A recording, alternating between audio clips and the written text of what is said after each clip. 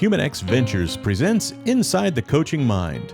Terry Pettit coached the University of Nebraska's first national championship team in 1995 and put the state of Nebraska on a path to volleyball greatness.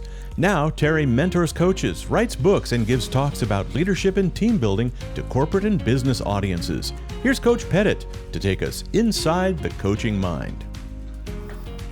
Thank you, David Young, and thank you, HumanX Ventures, an organization that recruits, develops, and mentors extraordinary talent. This is a bonus episode here. I thought we'd do something after we were down to 16 teams because there's no way any of us can watch 32 matches. So we're down to the Sweet 16, and I think we would all agree up to this point, it's been the strongest tournament that we've had throughout. Our guests today are Val Novak-Warrior, two-time All-American setter at Nebraska, who lives in Dallas, Texas. John Baylor, who's the play-by-play voice for the Nebraska Huskers and also owns On to College. And Dennis Punzel, the beat writer for the Wisconsin Badgers. It's great to have you all of you here today. And I'd like our listeners to pretend that you've just walked into a coffee shop and you're listening to four people in a heated argument who may or may not know what they're talking about. If you approach it with that caveat, then you're probably going to learn something. Dennis, I'm going to begin with you.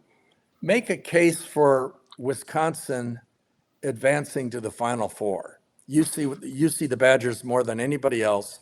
They've played Nebraska twice. They played them better the second time. All their players are healthy. What's their path to the Final Four?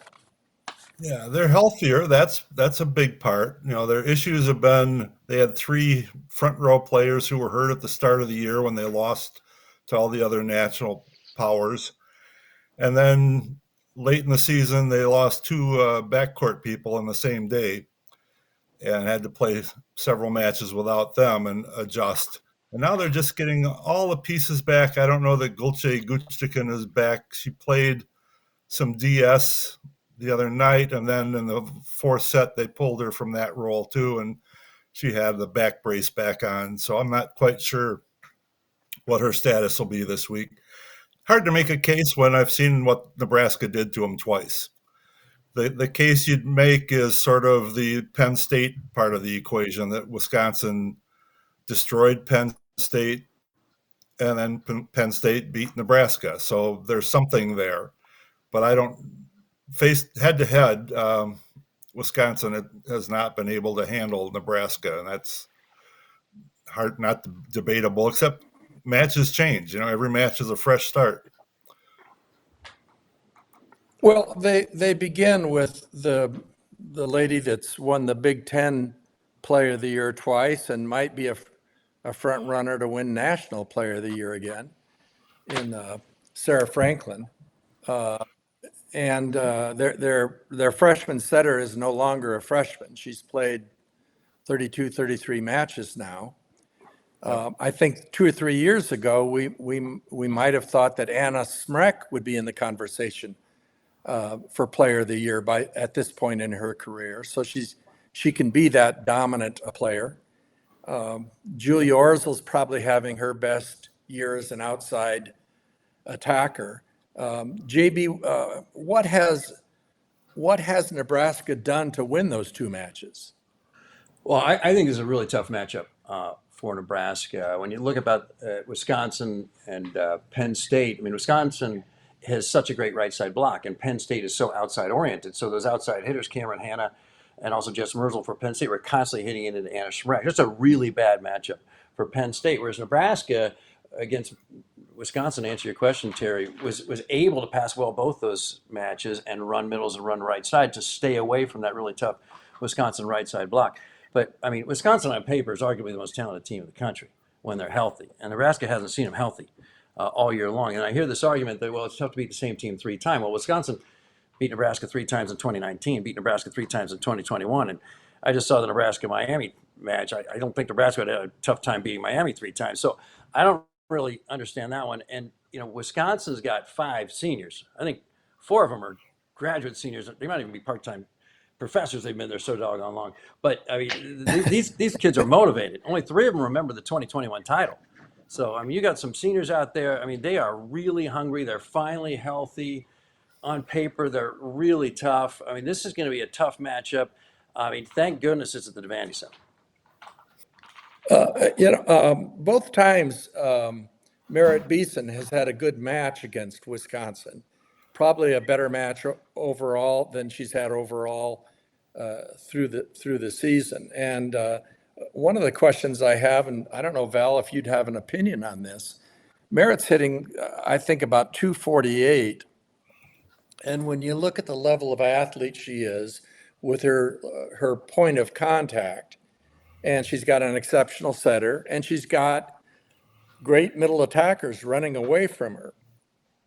Why is she not hitting closer to 300? Well, teams are going to key on her, right? And it depends too on the movement patterns of the game, I guess, like where the ball's being attacked to and how Bergen can get that ball to Merritt and the height and the speed she's getting it to Merritt, depending on where that ball is passed to. So those factors, all those things factor in on how Merritt's hitting. Mm-hmm. Who's the stronger serving team? Oh, I want to say Nebraska is. I'll tell you what, Harper Murray's serve has gotten phenomenal over the season. I mean, after last year, she struggled really bad. She worked hard on it, and her serve is great now. And I think that a lot of the littles have gotten a better serve too as the season has progressed. So I think Nebraska's serving, not even the speed and the dropping, like we talked about before, of the ball, but just placement has gotten a lot better throughout the season. Yeah. Wisconsin's healthy again. Their libro's back. How strong a passer was she before she got sick, Dennis? And did she look like she was back to herself the other night? Yeah, she has been herself now the last 2 matches. She came back and played DS a couple times. Sage Damrow had filled in the freshman is Lola Schumacher. And Sage Damrow, a redshirt freshman, had filled in at libero, and they stayed with her there for a couple matches and worked Schumacher in as a DS for 2 matches, and then kind of made the switch. And she looks like herself. She's had big matches, and maybe especially as they got going. She's also a pretty good server. Their serving has been a little on and off, kind of shaky early in the year. They might have had one good server, and now closer to 6. But they missed Gutstekin's serve when she's out, because she's also one of their better point scorers back there. Mm-hmm. And so when both Schumacher and her were out, they had very erratic serving, a lot of errors with the substitutes. John, you're going to make a point there. Yeah, that's what I raised my finger. I want to jump in right here. I mean, Val made a great point. Last year, Harper Murray had 89 service errors. This year, she's got 1/3 as many as that, and she leads the team in service aces. Olivia Malk is of late. She ran 4 straight points the other night. She had 4 service aces the other night, excuse me. And Nebraska does a great job serving in. I mean, their ratio of service aces to errors is like 1 to 1.3. And it's so important for Nebraska to get the ball in because they have such a great block. They do a really nice job of keeping the opponent's side out percentage way down. And one of the secrets, I should say, to Nebraska's success is they induce telepathically opponents at perfect times to serve out of bounds. It's remarkable the psychic energy they send. Right now, the ratio of service errors by Nebraska opponents to service aces is about 5 to 1. Wow. Well, John, I'm going to jump in here with something that isn't science fiction. There's a couple different philosophies on serve, and the opposing ends would be John Cook at Nebraska and Kevin at Stanford. Stanford Oh, has serves like unbelievable. a men's team. They'll have maybe 3 times as many airs as aces. And people would say, well, how can you do that? Yeah. Well, if you're serving in a rotation where Sarah Franklin and Smrek are both in the front row, and Wisconsin averages siding out in that rotation at 78%, then you can't just put the ball in play, even if you're a tremendous defensive team. So it's worth taking more risk. And in the men's game, that's true. If they pass the ball in the men's game, I'm sure they side out at an even higher percentage than that. So you aren't just giving up a point. If a team sides out at 80% and you miss, you're really giving up the 20% that, yeah, so people smarter I than hear me you. statistically, go ahead. Nebraska's blocking defense is so strong that it sometimes almost can be a 2-point swing.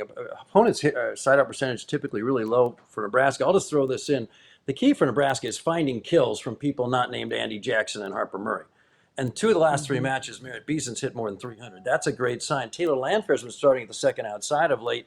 About 1 out of 3 matches, she hits above 200. So you got to find kills from them. Rebecca Alex, the other starting middle, and she last night against Miami had 6 kills, hit almost 700. That's a great sign. When she can have as many kills as blocks, I mean, that's a great sign because Rebecca Alex is one of the best in the business at blocking. And I'm going to chime in Well, there because they have forced Becca Alec lately in this latter half of the season, and she's done a great job. She shows every single time that ball is passed to Bergen, and she's done a great job there, and it keeps the opponent's middle honest. And that's why the back row attacks are being more successful. That's why, Merritt's being more successful because Alec is in and ready to hit in every single play. right. Yeah, and when you said shows, Val, for some people that means that she's up in the air, ready to hit a quick attack. And certainly Coach Cook has made a concerted effort to get her the ball in the latter half of the season, so that her numbers are significantly up. Passing, I think Nebraska's passing all of Nebraska's primary passers pass it better than 96%. That's amazing. Like their top 4 passers are among the top 20. But Wisconsin's not far behind. It's at 94%. So you might say, well, what's the difference in 2%? Well, it depends if one of those primary passers on the other side of the net is closer to 90%. I don't think that's the case with Wisconsin. I think there are some top 10 teams that do have one particular player that may struggle. But I don't know that that's the case here. Anything else that, we're assuming Wisconsin and Nebraska are going to advance. Is there any reason to think that either of those teams might give up a set against their opponents? I think it Well, might come down to the big, tall block versus a small outside hitter. Because, like Pettit and I have talked about in the past, it's hard to block a small outside hitter. And when they jump and the block is already on the way down and they're still rising on their attack, that's a hard person to block. And I think that, the Dayton girl outside hitter had 34 kills last night. And the Marquette girl had a whole bunch of kills last night too. And these are small players jumping high against a huge block, and they might just hit tape level, and that's going to sneak through the block and get points. I mean, Dayton Yeah. doesn't have a great resume. They have a great record, 31-2. You got to be kidding me. It's an amazing record, but their Atlantic 10 conference doesn't do them a lot of favors when it comes to strength of schedule. But they're probably playing their best right now because their most impressive wins might be the tournament wins, South Carolina and Baylor. And so they're surging. They got nothing to lose. I mean, they're trying to set school history by getting to a regional final. So they're a scary team right now. But you look at what they've done over the course of the season, they just haven't had a lot of tough competition. No, Tim Horsman is an exceptional coach. Mm-hmm. Dennis. I was going to say, I think Texas A&M is a pretty reasonably good team. Now, you would say it would be a big upset if they won, but they played here in Madison this year, and Wisconsin swept, but the second set, I think, was 30-28. And so they played with them, and they've played them. So that takes some of the mystique away. You've lined up against Anna Smrek. You know what 6'9" looks like across from you. So they won't be as intimidated as they might be. And they've played in a big conference. They went down in Texas and won. They've also lost matches. They probably look back and say, how did that happen? So there's a reason teams aren't seeded as well. They're just not as deep, not as consistently reliable as the top 4, 5, 6 teams in this setup are. Well, I've got a question here. I think one of the jobs that Kelly Sheffield has done exceptionally well this year is managing almost too much talent in one or two positions. And you had Carolyn Crawford, and you have name Devin the right Robinson. side player for me, Dennis. Devin Devin Robinson and there's Carter Booth. and Carter Booth. And Carter usually plays 3 rotations, but Crawford is playing essentially the 3rd rotation, and then she comes in to serve. And for a kid that, I say kid, but a lady that is an All-American level talent, how you're able to persuade someone to do that and keep a positive attitude in today's climate is pretty remarkable, I would say. And can you speak to that, Dennis? It helps that they're all seniors. So, well, other than Booth is a junior. So it was like they were committed to here. They weren't going anywhere. They could see when you were switching to a 5-1 that there was one less job in the front row, and everybody was back. So somebody was going to be sitting at some point. It started out that there were 4 people for 2 spots, and then after 5, 6 matches, then Smrek got fully healthy, and she was going to be in for her 3 regardless. So she plays the right side all the time. And then so that makes Devin Robinson then switch to middle, and then it's a sort of a 3-person rotation.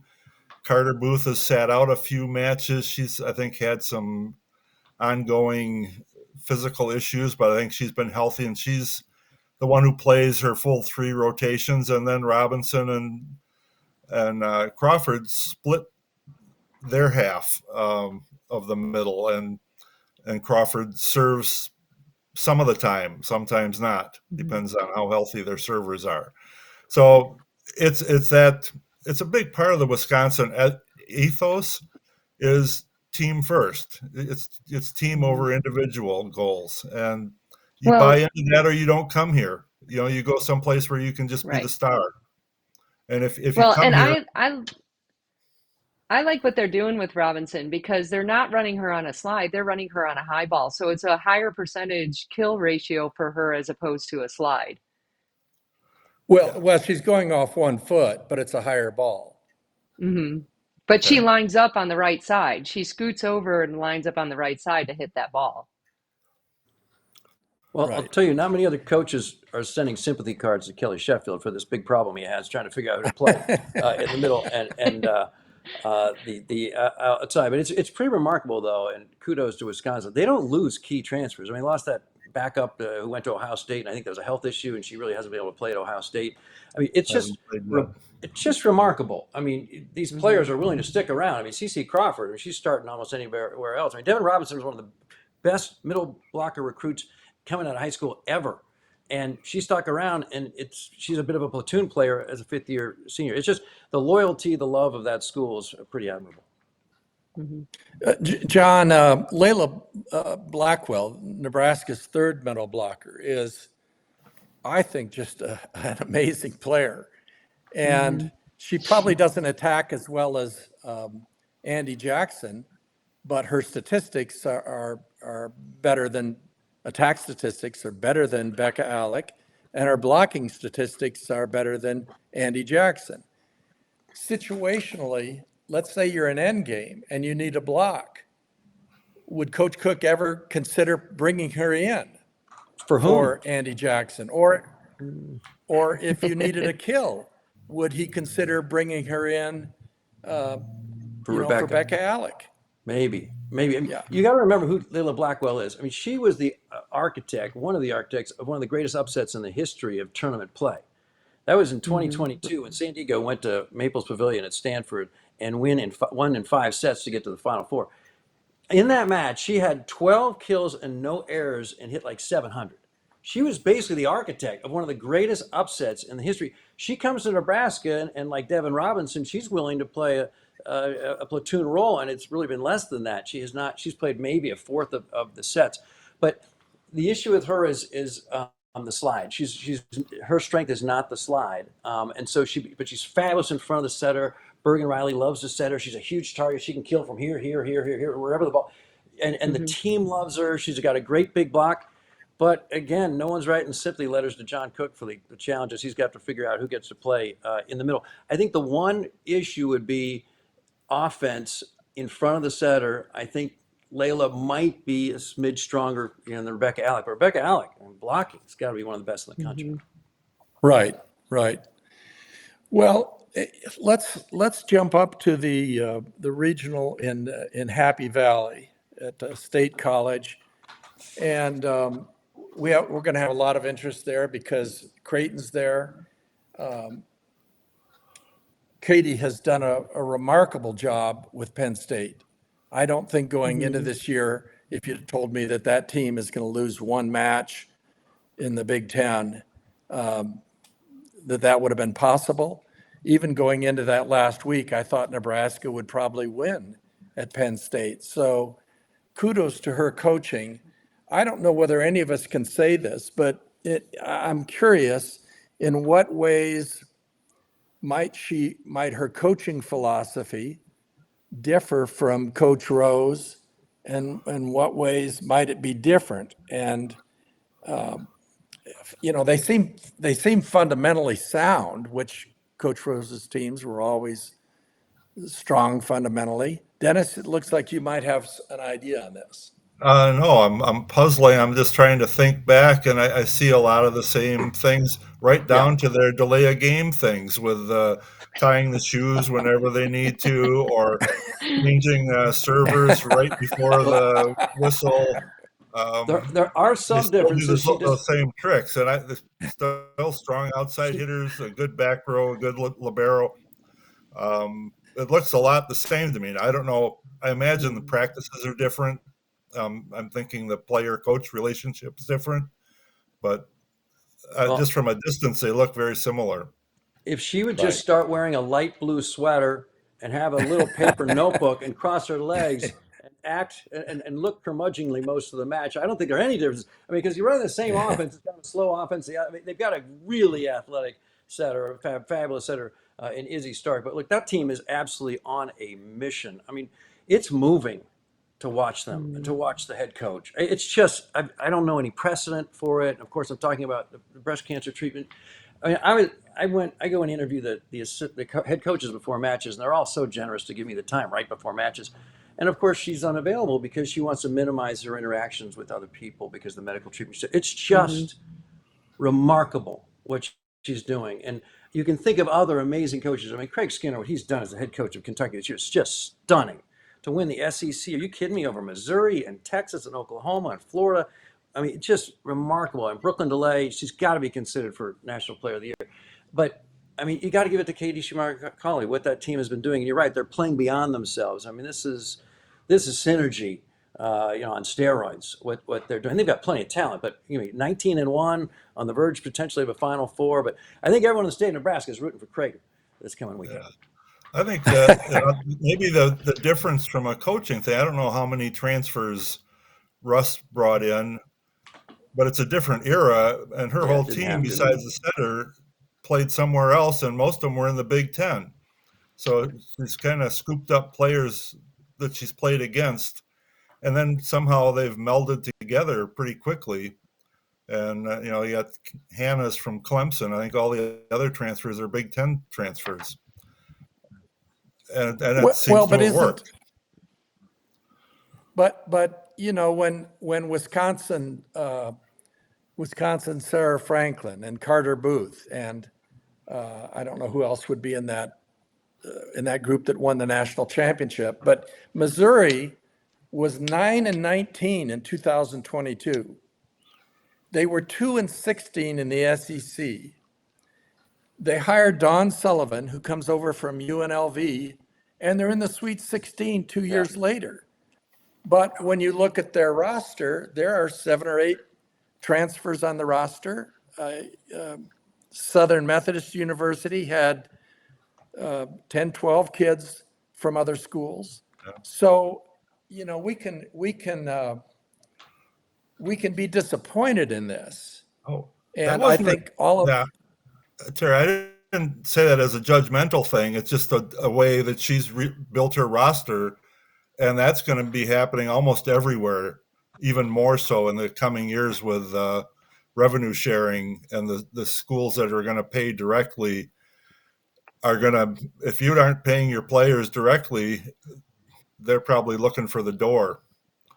So it'll be interesting and she didn't inherit a team at Penn State. Most of them had left before she was named the head coach. Yeah. No, she's done a great job of accumulating talent and putting them all together. And I know some element that thinks only high school recruits count as part of doing a good job of coaching. But in this day and age, if you aren't bringing players from every possible way that's available, you're not doing your job. I totally agree. And part of us feels like it's a shortcut, right? I mean, a quick fix. Yeah. I mean, come on, you're just collecting an all-star team. You're supposed to recruit them from 7th grade, 8th grade. I mean, I heard a story from Chloe Chicoine that Russ Rose would watch her in middle school matches. I mean, that's the way it's supposed to be done. And they're supposed to, verbally commit when they're 14, and then you develop them.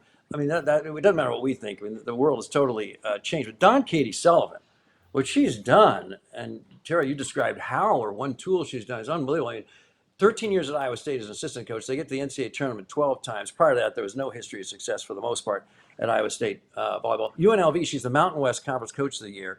And then she comes to Missouri, flips a switch. And this is someone who's just a nonstop winner. She, as a player at Kansas State, got them to the NCAA tournament for the first time ever in 1996. And, Coach Pettit, I shouldn't bring this up. I remember 1999, K-State got its first win ever against Nebraska at the Coliseum, and the celebration that night was unbelievable. Don Katie that night had about 30 kills. She is just a winner. She's got to be one of the hottest coaches in the country right now. She's at a Power 5 conference school. I don't think she's probably going anywhere, but that's a stunning turnaround, and here she is in the Sweet 16. Yeah, I think it's remarkable, and I don't know that we have other stories as remarkable, but certainly last night, the opposite to this would be Northern Iowa, which primarily recruits players, keeps them, develops them, and by all rights, they should have beat Louisville at Louisville until they missed 4 serves to win the match. So we're seeing extraordinary coaching. I'm going to take this one step further. I think just a good setter at Penn State, I don't think they're where they're at. I think Izzy Stark, in my mind, is the catalyst for why that team is performing the way they're performing. I think she's a great server. She's a great blocker, but she has command of the ball. And I'm going to try and explain this, and I'm not going to do a very good job of it. But it's one thing to set the ball where it needs to be, the location. It's another thing to do it in a manner that relaxes the outside hitter or the pin hitter. And by that, I mean, you do it in a way that you're moving toward it and balanced. And she does that. And it creates confidence. So if you took a machine out there and launched the ball from 2 feet above the floor, but it went to the right location, hitters wouldn't hit as well. They want to see the ball. They want to see the setter in a great position to do that. And Dennis was Wisconsin's freshman setter has done that as well. She's two really remarkable freshman setters. But I think if you just have a traditionally really good setter here, in the same way last year with Bergen Riley, what freshman leads the team to the national championship match? Well, Bergen Riley did that. Izzy Stark's trying to do that, and the same with Charlie at Wisconsin. We're seeing a different level of talent come into the game than we've seen in the past. Well, So and I think Izzy Stark has a slight advantage because her sister played for Penn State as well. So she's been submerged in that situation in Penn State volleyball for a while. Not like, okay, I'm here in my state playing volleyball and then I get to go there. She's been at matches, she's been with the team, she's been with the coach. So she, and she knows things from her sister. So that I think actually makes her more comfortable and helps her along the way as well. right, I'll let you, and go ahead, John. I mean, you two, Val and Terry, you're the experts on setting, so I'm not going to compete with you two on that kind of expertise. But you look at the lineup for Penn State. I mean, where's the weak link? I mean, you got two great middles. You got two lead outside hitters. The Libera's above average, but she's good and she's very strong. And they have an elite freshman. So Caroline Juravicius, though, to me, is the key of that team. Because if they're getting kills on the outside, they got great options when they're out of system. But I mean, if they can get the ball to her in system or even out of system, she's got that powerful a right arm. I mean, she had 16 kills against Nebraska, her former team. If she can put up numbers like that, that was a career high for her. But still, if she can hit anywhere close to 300 on the right side with that arm strength, I mean, I don't see. You need a Hubble telescope to find a weak link in that lineup. I mean, they are strong, and it's going to be Texas or Creighton probably against Penn State. I mean, you told me a long time ago, John, you need two great outside hitters. Go ahead. John, their middle attackers don't score as much as other teams, and I would make this point too. If you're one of the better teams in the country, say a Wisconsin, a Stanford, a Louisville, unless a player is really unusual, you can take out one player. Now, maybe you can't stop Sarah Franklin. And, I watched Kennedy Martin last night, and boy, she looked awesome from the back row. You have to be a tremendous digger. But if you're just really, really good, every great team can stop one player from having a big night. The question is, if you stock Juravicius, does their H2 or their H1 go off on you because of how you loaded things? I think it's less likely to happen against Nebraska because they read block. They don't commit. But I think they will the next time if they meet Penn State. I think they would give a lot more attention to Juravicius. Dennis, you're about to say something there.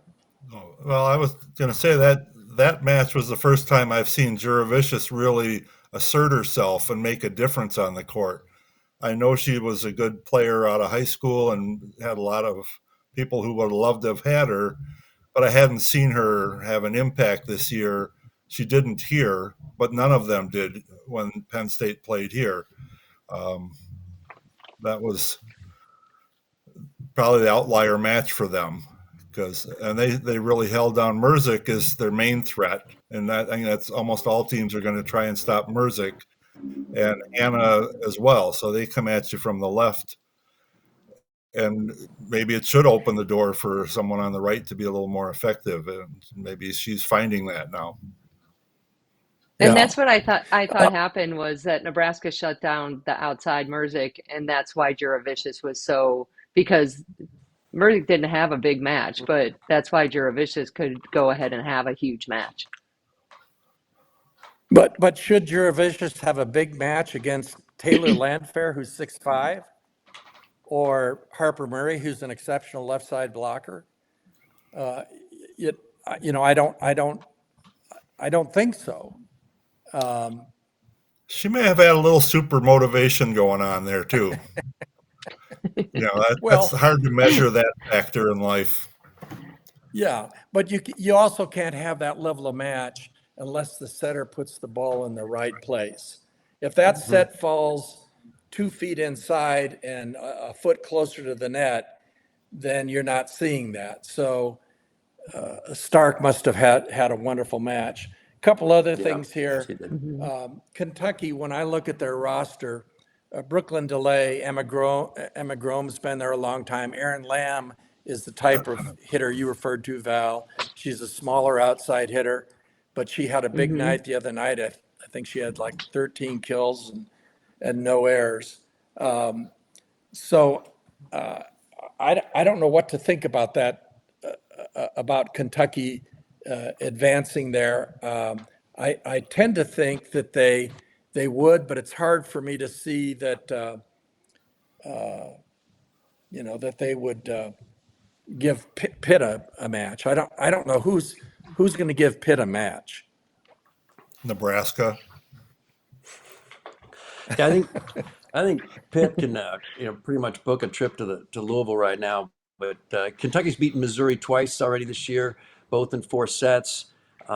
Pitt's just a tall order. I mean, they just have so many weapons. They have so much experience. I mean, their two best players are sophomores, but boy, they feel like they've been playing for 4 or 5 years. They've got a fabulous, coach. So I think it's going to be really tough for Kentucky or Missouri, whoever is fortunate to get it to take care of Pitt. Oregon, so, if they're healthy, they really haven't been healthy much this year, but they got Mimi Collier, and they've got like 2 or 3 other really solid hitters, 250 and above. They got a really nice setter. Stranger things have happened. They might be the toughest matchup that Pitt might see this weekend. The reminder is that Georgia Tech was within I think they had match point against Pitt in that last match. Now that may have said a lot to where Pitt's brain was at that time. Maybe they were not into that match, but it's a reminder that something can happen. But it's hard to not think that this whole season was just meant as a warm-up act for Pitt and Nebraska to play each other for the championship. A lot of times it just doesn't play out the way it seems like it ought to, and that's the fun of sports. Is that you seldom get those matchups like that in the end, but that seems like where we're headed. Dennis, I went back and looked at the stats for that match. Pitt won 25-10, then lost 24-26, won 25-13, then lost 18-25, then won 17-15. And this is what's unique about our sport. You can have more kills than the other team, hit for a higher percentage. The only sport that's worse than this is soccer, where you can have 20 shots on goal and the other team has 2 and they win. Yep. Yeah. But even in soccer, if you score twice, you're ahead 2-0 until something happens. You don't start over at 0-0 at halftime or every set like here. So that's what's I think unique. It's kind of like tennis in that way. You start fresh, so you can crush somebody the first set, and that you're back at 0. Where every other sport that we watch, you score a couple of touchdowns right away, you've got that. One other attribute struck me about our sport was when I watched the replay of Set 5 of Northern Iowa against Louisville. And you hear all the time, there's nothing better than a Game 7 in the Stanley Cup playoffs. I challenge anyone to tell me there's anything better in sport than a December Set 5 deuce game in college volleyball. The drama there was incomparable. The crowd shots were just priceless. What an amazing match by Northern Iowa and Louisville. I'm sure there's never any doubt in their mind, but what a way to pull that one out. That was just remarkable drama. Well, Bobby Becker is a tremendous coach, Hall of Fame coach. And I would have to say, if I was an AD going out looking for a coach today, certainly I would make a call to Danny Busboom Kelly. She's as good as there is. But it wasn't a matter, when you're watching that match, it wasn't a matter like Northern Iowa was playing better than they were. They had control of the match, it appeared. particularly as the match went on. It was just wonderful volleyball. Val, you're in Texas. We could do a podcast on what's going on with Texas. People don't remember this, but in the very first AVCA poll, I think they were the number one team, and they deserved to be. They won the last two national championships. Maddie Skinner had been the MVP in the national championship. They returned two left side players, and they got a great player in Rutherford from Kentucky to go in on the right side. They returned a freshman setter who'd led her team to the national championship. Then all of a sudden, it's kind of like they made decisions that kind of left the rest of the world wondering what's going on. They I guess even before the season was over last year, they recruited a player a setter from Baylor and created a competition. Then they went 6-2, and then they alternated setters, and it appears now that the newcomer from Baylor is the starting setter. They've settled in on a 5-1. Are they reaching a peak, or was it too late to reach a peak? Well, it's Jared Elliott, and he's a great coach, but he has I think he has too many pieces in the puzzle right now. I mean, he's got phenomenal players sitting on the bench that could possibly change a match around, and he's changed his lineup probably 30 times this season. I mean, between running a 6-2, running a 5-1 with Carlson, running a 5-1 with Swindle, the right sides, who's playing where, and when it's that inconsistent, I don't know how you can be consistent with your playing. I mean, you never know who's going to be in. Sometimes Lowenstein's in, sometimes Wennis is playing. Maddie Skinner didn't play 6 rotations for a long time. So I don't know if shuffling a lineup that much is in your favor or if it's not. Well, but competition breeds success.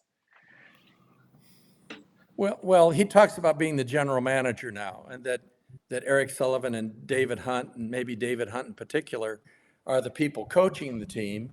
And yet when there's timeouts, I see Jarrett entering the huddle. So, I don't know who made those decisions or whether or not it makes any difference. Somebody made them, and they have great talent. The team they're playing is kind of the polar opposite. Creighton is a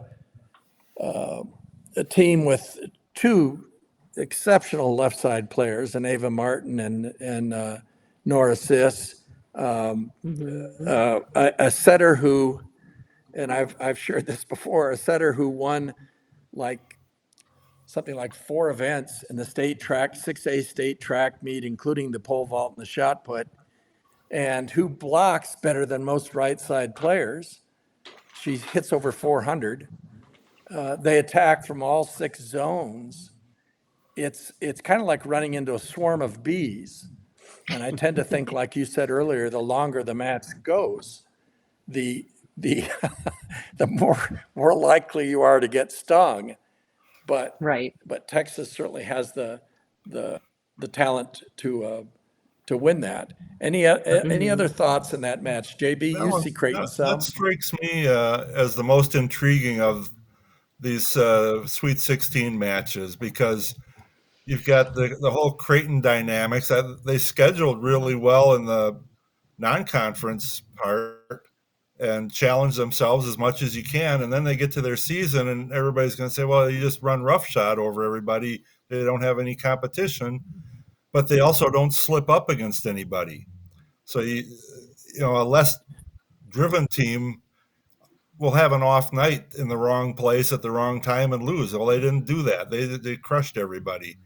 And yet Texas, they've been fumbling and stumbling a lot this year, and yet they're the champs, and until somebody beats them, you just always think they're just waiting for this. Like they just went through the regular season as just a precursor to what really matters. And they know if they win a national championship, nobody cares that they lost to Mississippi State. Yeah. And the talent is there. So I think it's a great matchup of that elite super talent against a real team that plays the way I'm sure every coach would love to watch a team play.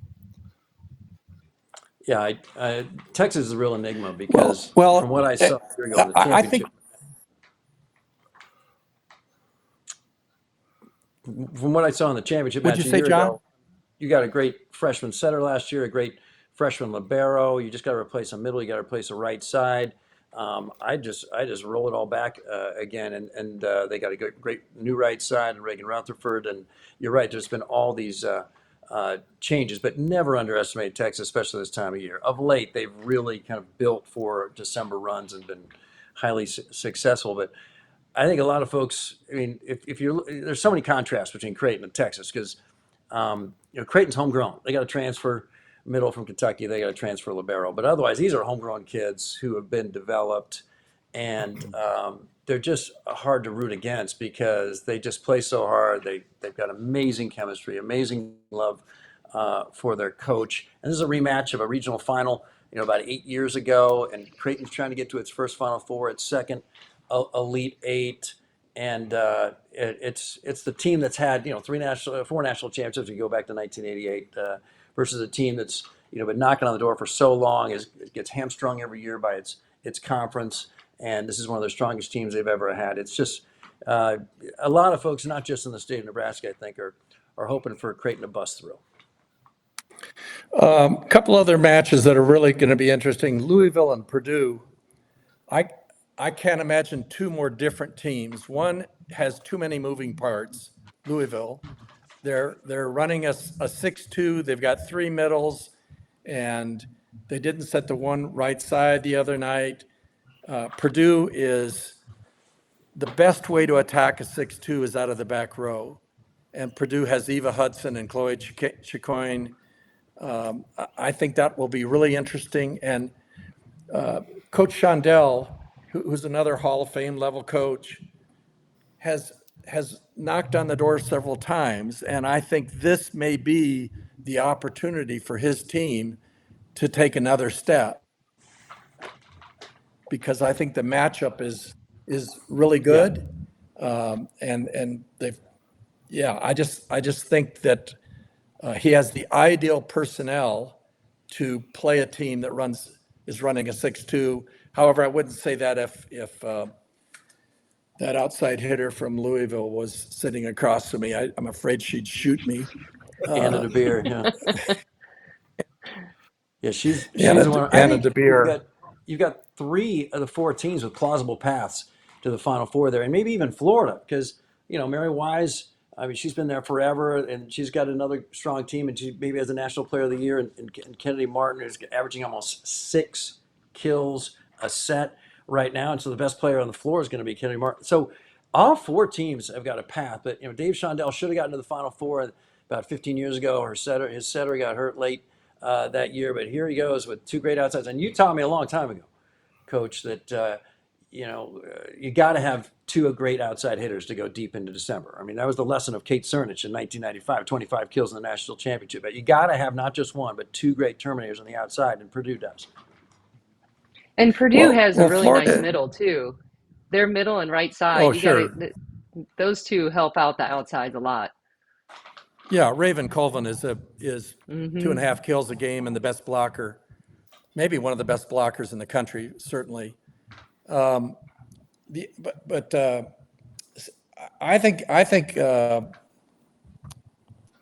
I think Florida was on the verge of losing that match last night against Kansas. Mm-hmm. And Kennedy Martin, she looks like a professional athlete, but she's still a sophomore. And she struggled a little bit at the end of that match. Mm-hmm. And had Kansas attacked the setter, I think that there's a chance that they could have pulled that match out. And I don't know why Alexis Stuckey didn't start, whether it's health reasons, but when they lost the second set, she came off the bench. And prior to surgery 2 years ago, she was the the top setting recruit in the country, and had played on junior national teams and et cetera. So I don't know what the situation is there, but I Martin, know if she we had left a the draft, match a few weeks ago and then didn't play for the next couple matches that I looked at. It's hard to always keep up. That's halfway across the country. I don't see them regularly. You don't get a lot of in-depth coverage. So I never saw what her issue was, but I wasn't sure if she was coming back this year. And then there she was again, and she makes a difference for them. I think she does. She brought a lot of fire and energy. I thought the other kid played well in the first round, but she had ACL surgery, and 30 years ago you'd see linemen come back after 6 months after an ACL and they'd play, and we now know that professional basketball players take 2 years off. And so whether that was the situation, she came back, and I have no idea. But Stuckey's a great player, and she certainly makes that team go. Isabel Martin, the other outside, is a strong left side player. So my one hesitation about Kentucky is that teams that get to a national championship match, for the most part, you see that throughout the season. They're dominating weaker teams. And we saw that with Wisconsin the year they won the national championship. They don't just beat other teams, they blow them up. And Pitt is blowing up teams. Nebraska lost at Penn State, but Penn State's a good team. They're not going 5 with weaker teams. Florida lost twice this year to South Carolina. To me, that raises a red flag. Whether it's the culture of the team or the expectations, I don't know. Yeah. Anything else anyone wants to say that we haven't mentioned? There are just some tremendous left side players left on these 16 teams. Brooklyn DeLay at Kentucky can win a game at the serving line or the front row. Torrey Stafford's hitting .370 on the left side for Pitt. And Olivia Babcock may be the player of the year. Anna DeBeer for Louisville. Eva Hudson is a great player and a great competitor.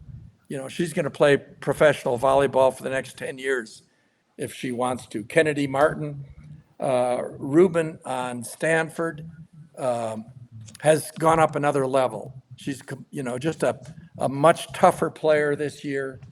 And of course, we've got Maddie Skinner at Texas. We mentioned the two players at Creighton, Penn State with Jess Mruzek, Sarah Franklin, Harper Murray. I think if Harper Murray she's playing the H2 position, I think if she was on combination plays would just be amazing because of how quick her feet are. But she's hitting the ball harder than she ever has. So tremendous left side players, tremendous setters.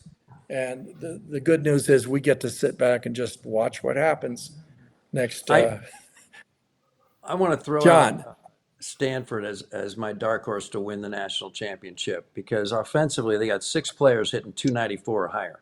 They got 6 players hitting .294 or higher. That includes Cammie Minor, the setter. They're hitting .322 as a team. And this would be one of the first Stanford group of seniors to ever graduate without going to a Final Four if they don't take this regional. They've not been to a Final Four since 2019 when Catherine Plummer and that bunch won 3 out of 4 in a row. So I think this team is supremely motivated. I think they've got a decent path, and I think they could give Pittsburgh a problem if they're able to get to the national semifinals. John, they would be my pick in that regional. Yeah. You just don't know how much this season has worn on them, having to travel as much Good as point. they've traveled.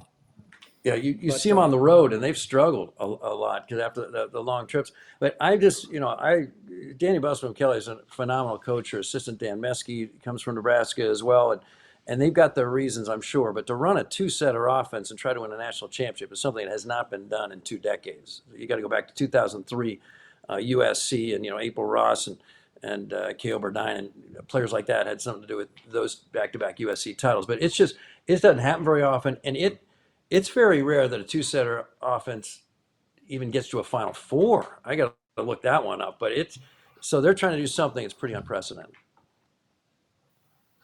Yeah, I would agree with you, John. And they have talent, but the one right side player who came over from Arizona had been a left side player at Arizona. And to me, again, it's a team of parts that they've put together and have made highly competitive, but it doesn't seem as it's not humming like a typical Louisville team hums. But we could all be proven wrong. Yeah. When Louisville's block is one of those things that can neutralize somebody, and that saved them against Northern. They blocked and blocked. They had 22 or 3 blocks for the match. It was wow, and that's when Northern was really running offense too. It's like either they scored or they got it stuffed back in their face. Yeah. Well, I want to thank the 3 of you for joining us today. I want to thank HumanX Ventures, who their continued support allows us to do this. And all the matches will be on ESPN2 this week, with the exception of the Penn State final, which is on ESPN, and the Lincoln final, which is on ABC. We're going to see some great volleyball. None of the matches are running at the same time, so if you want, you can watch 8 matches. and radio is a great option as well. Huskers.com. Thank I you. don't have to use as much. Thank hair you. gel. Okay, now that we're done, David, we can share the stuff that we couldn't say. Inside the Coaching Mind is presented by HumanX Ventures and is pleased to be a part of the Learfield Varsity Podcast Network. If you're on Facebook, look for the Inside the Coaching Mind group and join a vibrant discussion of volleyball and leadership. TerryPettit.com is where you'll find Terry's books, writings, and downloads, as well as subscription links for all your podcast apps.